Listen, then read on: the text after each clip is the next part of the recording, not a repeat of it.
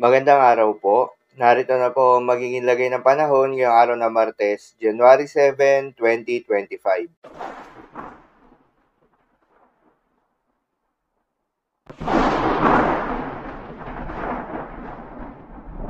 Sa kasalukuyan na tayong sa pag-asa, Northeast monsoon o hanging amihan pa rin ang patuloy na nakakaapekto sa may Northern at Central Luzon.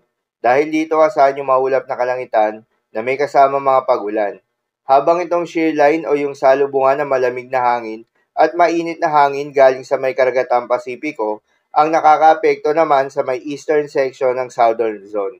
Dahil dito asahan naman yung maulap na kalangitan na may kalat-kalat na mga pagulan at isolated thunderstorms.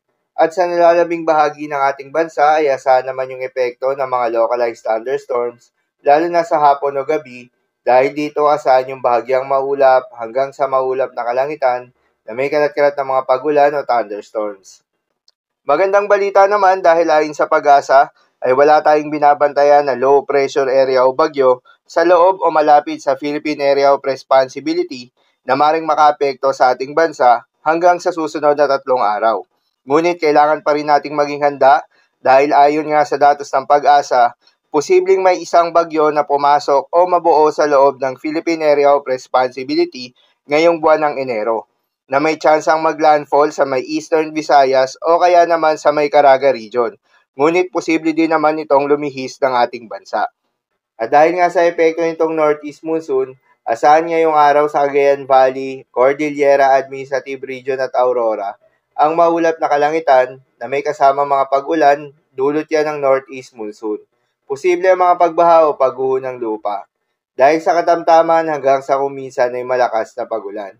Habang sa Quezon ay asahan naman yung maulap na kalangitan na may kalat-kalat na mga pagulan at isolated thunderstorms. Dulot naman yan ng shear line.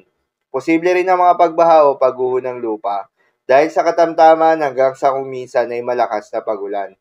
Habang sa Metro Manila, Ilocos Region at nalalabing bahagi pa ng Central Luzon ay asahan naman yung bahagyang maulap hanggang sa maulap na kalangitan na may kalat-kalat na mga mahihinang pagulan na dulot ng Northeast Monsoon.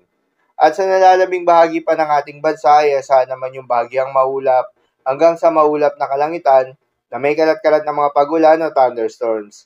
Dulot naman yan ng mga localized thunderstorms.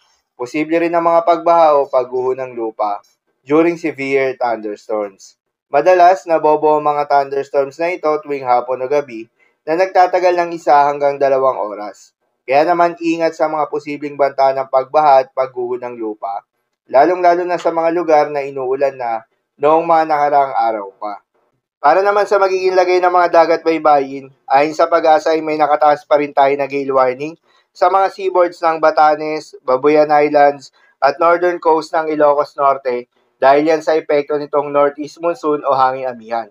Payo ng pag-asa ay huwag munang pumalaot yung mga kababayan nating mangingisda at yung may mga maliliit na sasakyan pandagat sa mga nasabing seaboards.